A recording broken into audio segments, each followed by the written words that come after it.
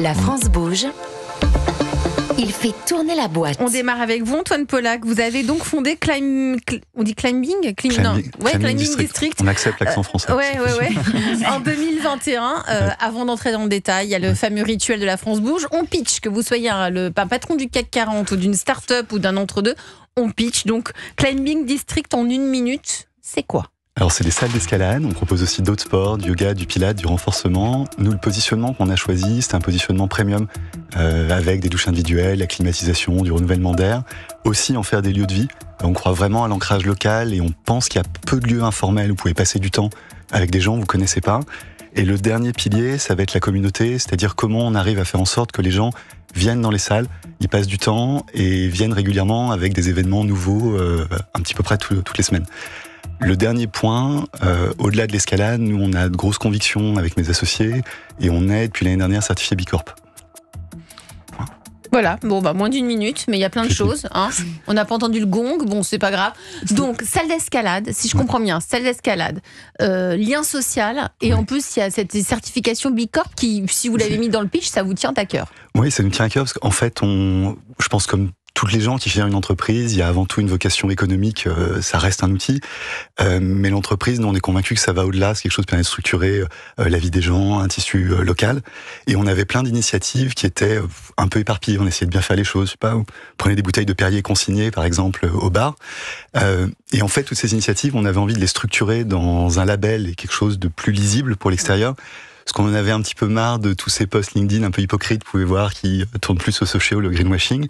Donc en fait, on a bossé quasiment 1 an et demi sur un processus de certification qui s'appelle B Corp, qui est la certification, en fait, a priori présentée comme telle, la plus aboutie en termes de SG aujourd'hui, on dirait. Donc des salles d'escalade, votre particularité c'est que c'est aussi dans les villes, c'est ça, des centres d'escalade urbains, parce que souvent les salles d'escalade elles sont un peu à la périphérie des villes.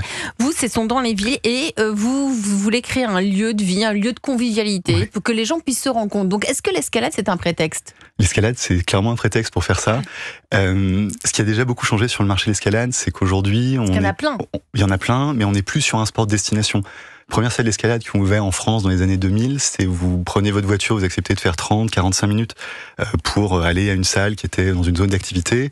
Aujourd'hui, le marché a un peu changé parce que le sport est quand même plus populaire, beaucoup plus visible, et on se rend compte qu'il y a des gens qui habitent en centre-ville et qui n'ont pas ce type d'infrastructure à disposition.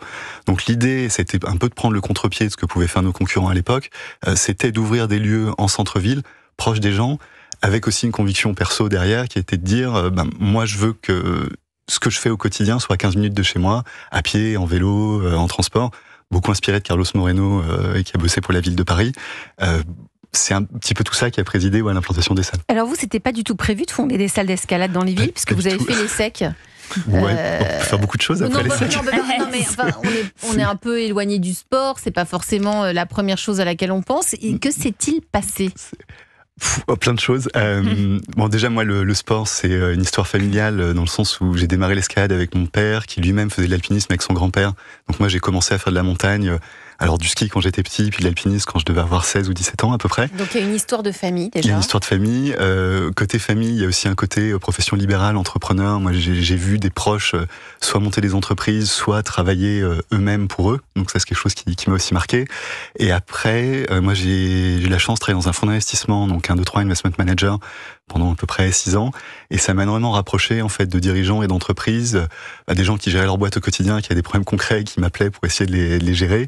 Et ça, pour moi, c'était vraiment une étape pour aller derrière vers la reprise ou la création d'entreprise. Donc, vous n'avez pas repris, vous avez créé avec votre associé, vous avez échangé, vous avez brainstormé, comment vous en êtes venu à l'escalade tous les deux ? Mon associé Henri, c'est particulier parce qu'en fait, on se connaît pas avant de lancer le projet. On est mis en relation en fait par un ami en commun qui nous dit à chacun vous devriez prendre un café ensemble. Bon, ok. On prend un café en février 2020. L'ami commun, il a bien vu. Mais il a un peu investi aussi, donc ça va. C'est un bon ami. C'est un bon ami. Et on prend un café en février 2020 un matin et en fait on se retrouve à discuter 1h30 ensemble. Ça vous paraît très niais, mais bon c'est le coup de foudre. On se retrouve vachement sur qu'est-ce que c'est qu'une boîte, c'est quoi bosser ensemble, c'est quoi bosser beaucoup, quel projet on veut mettre en place. Et en fait à midi, on se retrouve devant le site qu'il avait déjà identifié pour lancer des salles. On a passé, je pense, un peu plus d'1 an à bosser ensemble avant de signer des papiers, et ça fait 5 ans et demi qu'on travaille, Et ça s'est jamais arrêté en fait. Ça marche comment ? C'est quoi aujourd'hui le marché des salles d'escalade ? Comment est-ce que vous êtes rentable ? Alors on est rentable, ça c'était clé parce qu'on a eu une croissance très rapide. On a ouvert notre première salle en janvier 21, on en a 12 aujourd'hui. Et en fait, quand vous ouvrez une salle d'escalade, vous êtes obligé de lever des fonds parce que c'est un outil qui est cher, enfin il y a un montant d'investissement qui est significatif. Donc il fallait que nos salles soient rentables dès le début et qu'on arrive à le démontrer très rapidement. Parce que si c'est pas le cas, vous avez un petit déficit de confiance et vous partez avec un handicap dans un marché qui est quand même de plus en plus compliqué. Donc aujourd'hui on est rentable. Le marché a un petit peu changé parce qu'on a une compétition qui augmente. Vous l'avez dit au début, l'escalade ça marche. Donc y a d'autres gens qui se disent ok ça marche, pourquoi pas moi. Ce qui nous protège énormément, c'est le positionnement premium. Ça veut dire, c'est-à-dire les douches, les salles de yoga, la clim, le renouvellement d'air, la qualité du café, des choses comme ça. Donc vous avez mis dans les détails, qui ne sont pas des détails, mais il faut que l'expérience soit globale. C'est-à-dire c'est pas juste on fait de l'escalade, on rentre à la maison, on est un peu et on sent pas bon. On a construit en fait le projet autour de l'escalade et un truc qui était frappant quand on arrive sur le marché à Paris, c'est vous rentrez dans une salle d'escalade, ça sent mauvais, il n'y a pas de savon pour vous laver les mains, c'est quand même un sport. En fait. Ouais, ça donne envie. Voilà, et ça donne pas envie. En fait, l'expérience, elle est pas bonne. Et l'escalade, c'est un sport où c'est pas comme la course à pied où vous mettez des chaussures, vous courez 5 km, vous êtes content, vous devez y passer un petit peu plus de temps. Faut qu'on vous explique, vous compreniez comment ça fonctionne. Donc si, en plus, quand vous rentrez dans la salle, ça sent les pieds, vous n'avez pas envie de rester, vous comprenez pas les règles, ça fonctionne pas. L'autre vision qu'on avait, c'était sur le marché. Quand on démarre, il y a juste des salles d'escalade. Une salle d'escalade équivaut à une salle d'escalade. Quand vous regardez tous les marchés, ils se segmentent, en fait. Et l'endroit où vous voulez pas être sur un marché, c'est le milieu de gamme. C'est Club Med Gym, par exemple, ou les Cercles de la Forme sur des salles de sport. Donc on décide de préempter directement le segment premium. Alors il y a une conséquence, c'est que vous investissez un peu plus dans les lieux. C'est ça qui fonctionne. Mais dans la durée, normalement, vous avez toujours un avantage sur vos concurrents, parce que vous avez des lieux qui sont mieux. Agréables. On les entretient, en plus on y passe beaucoup de temps. On peut même aller boire un café sans faire de l'escalade, finalement. Exactement. Parce que ça, c'est le côté lieu de vie. On démarre au moment du Covid, en fait. Et au moment du Covid, janvier 2021, je vous refais l'anecdote, on ouvre la salle le 7 janvier. On est confiné le 15 mars. Alors non, c'était 2020. C'est 2021, ok. On devait être déconfiné le 20. Et là, on se dit, on a tout compris, c'est génial, on va ouvrir, on aura pris tout le monde de court. Sauf qu'en fait, ça se passe pas comme ça, on est reconfiné. Et pendant les 6 mois que dure le confinement, on a un petit peu de public parce qu'on a des gens qui ont mal au dos, qui ont des dérogations, qui peuvent venir grimper chez nous, donc on gère la salle nous-mêmes. Mais surtout, on se dit, ok, comment on arrive, si jamais ça doit durer, comment on arrive à mettre des gens dans la salle ?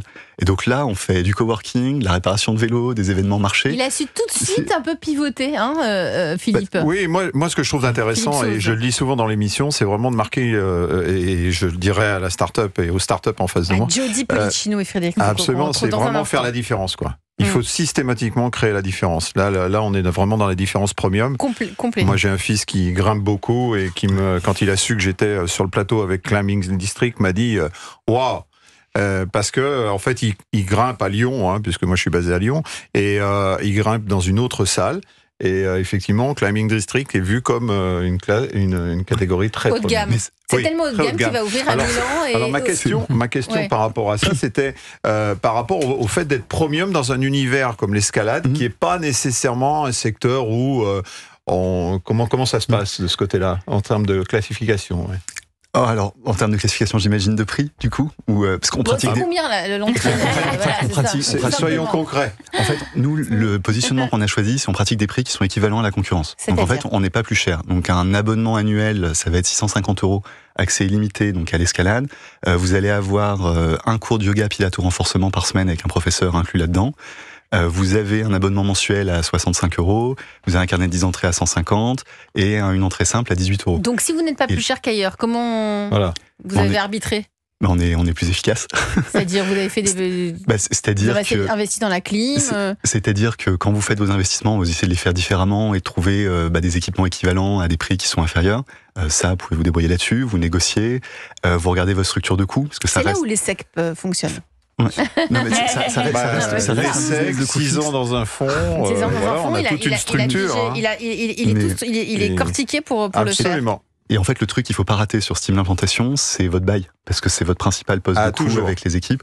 C'est à quel endroit vous mettez votre salle, quelle surface et quelles conditions vous négociez. Toujours. Et en fait, souvent, Nous, on a été moins bons sur nos premières négociations par rapport aux dernières, c'est normal, mais vous vous rendez compte que ça fait une différence colossale en fait sur le business model et votre capacité à continuer à vous développer. Parce que l'enjeu, c'est pas de gagner de l'argent. L'enjeu, c'est d'avoir une boîte rentable pour continuer le projet. C'est ça qui est important en fait. Et pour continuer le projet, est-ce que c'est parce que vous êtes premium que là, vous venez d'ouvrir, notamment à Milan? Milan, c'est très chic, c'est très à la mode. C'est de plus en plus chic tous les avec personnes tous les qui ont un expats peu de moyens, direction Milan. Parce que fiscalement, c'est très avantageux. Alors, il y a ça aussi. Non, mais c'est vrai. Mais alors oui, on a acquis une salle à Milan en fin d'année dernière. On en a acquis 4 autres à Londres entre la fin de l'année et le début de l'année. Très chic. Le positionnement, non mais sur les 2 villes, il y a effectivement pas d'offre premium comme à Paris. Donc on trouve des marchés qui ont 5 ou 10 ans de retard par rapport à Paris, avec moins de salles pour Milan, un peu moins à Londres, même si ça commence à être moins le cas, et surtout pas de positionnement premium. Donc normalement, après ça reste très fort, hein, Philippe. L'approche est excellente. Hein, l'approche est super. Vous vous différenciez totalement. Ah oui. Totalement. Allez, vous restez avec nous autour de la table de La France Bouge. Ce soir sur Europe 1, on est donc dans les bonnes résolutions, qu'on essaye de maintenir tout ce qu'on a mis en place cet été, si vous avez eu la chance de faire un peu de sport et de partir. À suivre, on va découvrir Anybody. Là, c'est avec un sport qui connaît un engouement de taille. C'est passé de 80 000 à 500 000 pratiquants en l'espace de 4 ans ici en France. Je veux parler du paddle. Et puis, on va découvrir aussi le Burning Bar Studio sur Europe 1. Ce sera juste après une pause musicale. Buffalo Springfield, For What It's Worth.